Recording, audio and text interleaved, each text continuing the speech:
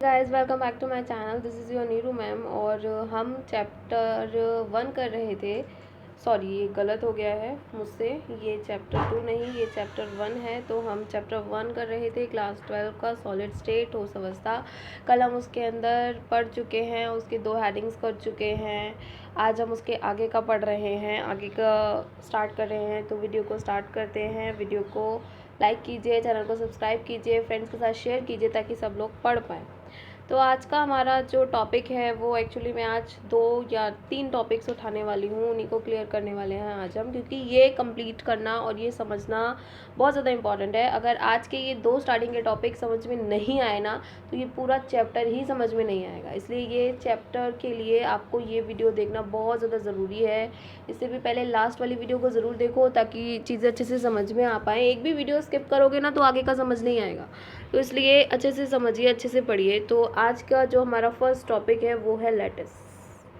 ठीक है, इसको हम क्रिस्टल लैटिस भी बोलते हैं या क्रिस्टल जालक भी बोलते हैं और सिर्फ जालक भी बोल सकते हैं, which is actually very important. क्योंकि अगर ये टर्म्स हमको समझ नहीं आया ना, एक ये टर्म है और इसके बाद अभी एक और टर्म है विच इज़ यूनिट सेल और एकक सेल। अगर ये दोनों टर्म समझ में नहीं आए ना तो ये पूरा चैप्टर समझ में नहीं आएगा। इसलिए just focus on that definitions.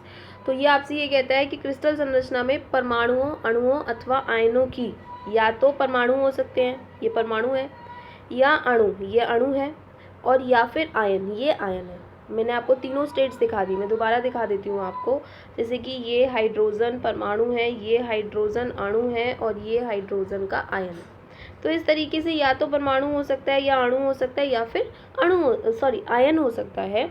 ऐसा पॉजिटिव का ज़रूरी नहीं है, ऐसा नेगेटिव का भी हो सकता है। जस्ट लाइक दिस, ऐसा भी हो सकता है, ये परमाणु, ये अणु और ये आयन, तो ऐसा भी हो सकता है। तो उसने बोला कि क्रिस्टल संरचना के अंदर कोई भी क्रिस्टल है, क्रिस्टल संरचना के अंदर परमाणुओं, अणुओं अथवा आयनों की आपेक्षिक स्थितियों, जो भी उनकी स्थितियां हैं, स्थितियों को बिंदुओं से व्यक्त करते हैं। किससे व्यक्त करते हैं? बिंदुओं से। जो क्रिस्टल होता है, मैं आपको क्रिस्टल दिखाती हूँ। क्रिस्टल कुछ इस तरीके से क्रिस्टल बनाते हो आप लोग, हम भी इस तरीके से ही क्रिस्टल बनाएंगे इस चैप्टर के अंदर। इस तरीके से क्रिस्टल बनाते हो तो क्रिस्टल के अंदर जो परमाणु होते हैं, जो अणु होते हैं, जैसे कि आप लोगों ने NaCl की क्रिस्टलीय संरचना पढ़ी है। NaCl के क्रिस्टल देखते हो, नमक के क्रिस्टल होते हैं ना। नमक पाउडर फॉर्म में नहीं होता, नमक किस में होता है? क्रिस्टल फॉर्म में होता है। घर में नमक देखते हो, वो क्रिस्टल फॉर्म में होता है। तो उसके जो क्रिस्टल होते हैं उसकी संरचना कुछ इस तरीके की होती है। तो उसके अंदर Na भी होता है और उसके अंदर Cl भी होता है। अब इस संरचना के अंदर Na कहाँ है, इस संरचना के अंदर Cl कहाँ है? तो वो आपसे यही कहता है कि इसके अंदर जो अणु होते हैं, जो परमाणु होते हैं या जो आयन होते हैं, उनकी आपेक्षिक स्थितियों को हम बिंदु से व्यक्त करते हैं। उनकी स्थितियों को हम किससे व्यक्त करते हैं? बिंदु से। कि मतलब Na जो है वो हमने इस डॉट से प्रदर्शित किया, Cl जो है वो हमने इस डॉट से प्रदर्शित किया, हम उनको डॉट से प्रदर्शित करते हैं। और इन बिंदुओं की निश्चित व्यवस्था को, और जब इन बिंदुओं से एक निश्चित व्यवस्था बन जाती है तब उसको हम, निश्चित ज्यामिति रचना को हम लैटिस कहते हैं। क्या कहते हैं? लैटिस। या एक शॉर्टकट सी डेफिनेशन है कि अवयवी कणों की नियमित व्यवस्था को हम लैटिस कहते हैं। जैसे कि ये एक लाइन है और इस एक लाइन पर मैंने काफ़ी सारे डॉट्स बना दिए, तो ये जो डॉट्स दिखाई दे रहे हैं आपको, ये है लैटिस। ये डॉट्स क्या है? लैटिस। ठीक है, और ये डॉट्स जुड़ जुड़ कर नए नए प्रोडक्ट्स बना सकते हैं। इसको हम डायग्राम से समझते हैं, तब ज़्यादा बेटर तरीके से समझ आएगा। जैसे कि ये आप सबको दिखाई दे रहा है ये, ठीक है। इसके अंदर ये एक आपको दिखाई दे रहा है कि ये एक क्यूब बना हुआ है।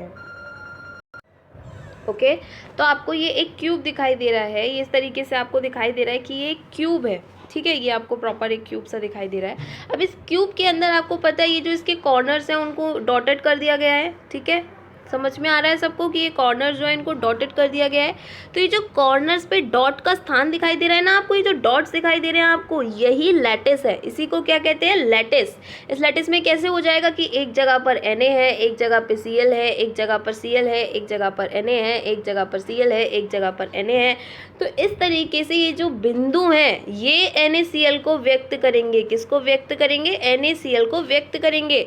तो उसने आपसे डेफिनेशन को फिर से समझो। उसने डेफिनेशन में में क्या कहा था आपसे, उसने डेफिनेशन में आपसे ये कहा था कि क्रिस्टल संरचना में परमाणुओं को, अणुओं को अथवा आयनों की आपेक्षिक स्थितियों को बिंदुओं से व्यक्त करते हैं। किससे व्यक्त करते हैं? बिंदुओं से व्यक्त करते हैं। और इन बिंदुओं की निश्चित व्यवस्था के द्वारा निश्चित ज्यामितीय रचना बन जाती है, जिसको हम लैटिस कहते हैं। और मैंने अभी आपको इस लाइन में भी बताया कि जो डॉट्स हैं वो क्या कहलाते हैं? लैटिस। ये जो डॉट्स हैं वो क्या कहलाते हैं? लैटिस। तो इसके अंदर आपको दिखाई दे रहा है कि ये जो डॉट्स हैं वो क्या कहला रही हैं। ये जो डॉट्स का स्थान है, ये जो डॉट्स आपको दिखाई दे रही हैं, ये इस तरीके से आपको ये डॉट्स दिखाई दे रहे हैं, ये क्या है? लैटिस। तो आई होप आप सबको लैटिस क्लियर हो गया होगा कि व्हाट इज लैटिस। एक और डायग्राम में मैं आपको दिखा देती हूँ, जैसे कि ये एक डायग्राम है और ये एक बहुत बड़ा वाला क्रिस्टल है। तो इस क्रिस्टल के अंदर आपको बहुत सारे डॉट्स दिखाई दे रहे हैं।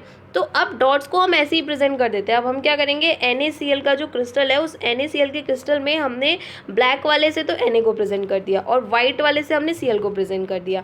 और इस तरीके से ये जो पूरी संरचना बन गई, एक वाइट एक ब्लैक, एक वाइट एक ब्लैक, एक वाइट एक ब्लैक, मतलब एक NaCl एक Cl एक Na एक Cl एक Na एक Cl एक Na एक Cl। तो इस तरीके से ये काफ़ी बड़ी संरचना बन गई। तो ये जो डॉट्स यहाँ पर आपको दिखाई दे रहे हैं, ये डॉट्स क्या हैं? ये डॉट्स लैटिस है, ये डॉट्स जालक है। सबको समझ आ गई लैटिस की डेफिनेशन, आई होप। आगे बढ़ते हैं नेक्स्ट टॉपिक पे। और आज हमारा नेक्स्ट टॉपिक है क्रिस्टल का एकक सेल, या फिर इसको हम यूनिट सेल बोलते हैं। और आपके एनसीईआरटी की बुक में ये एकक कोष्टिका करके भी मिल जाएगा।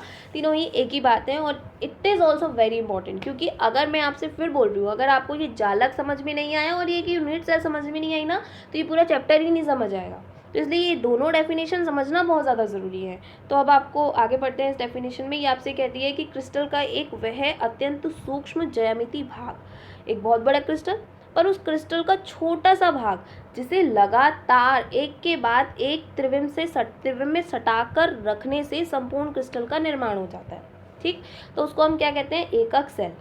ये मैंने डायग्राम भी बना रखा है, यहाँ पर आप डायग्राम अपनी कॉपी में इस तरीके से बना सकते हैं। मैं आपको वैसे डायग्रामेटिकली अलग समझा देती हूँ, जैसे कि ये आपको एक बहुत बड़ा क्रिस्टल दिखाई दे रहा है, ये एक बहुत बड़ा क्रिस्टल है। ठीक है, अब इस बहुत बड़े, ये आपको इस तरीके से दिखाई दे रहा है कि ये बहुत सारी क्यूब से मिलकर बना हुआ है। क्यूब ये, क्यूब ये, क्यूब ये, एक क्यूब ये, अलग अलग बहुत सारी क्यूब से मिलकर बना हुआ है। तो ये जो इतनी सारी क्यूब से मिलकर बना हुआ है ना, उस इतनी सारी क्यूब का एक छोटा सा क्यूब, जिससे मिलकर ये बहुत सारे क्यूब्स बनाते हैं। बहुत सारे क्यूब्स मिलकर ही तो एक क्रिस्टल बनाने का काम करते हैं।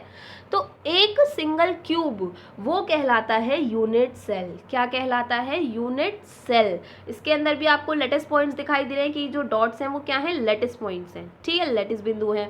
और ये एक पूरी जो आपको लैटिस बिंदु को जोड़ जोड़कर आपने जो एक संरचना बनाई है, वो क्या कहलाती है? Unit cell.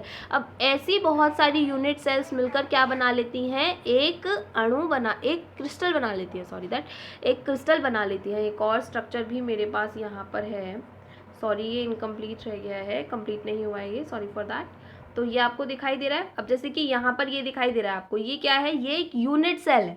अब ये यूनिट सेल जो होंगे, ऐसी बहुत सारी यूनिट सेल्स मिल जाती हैं और ऐसी बहुत सारी यूनिट सेल्स मिलकर इस तरीके का एक क्रिस्टल बना लेती हैं। जैसे कि ये एक यूनिट सेल दिखाई दे रही है आपको, यहाँ पर एक ये यहाँ यूनिट सेल है, फिर यहाँ एक यूनिट सेल है, फिर यहाँ एक यूनिट सेल है।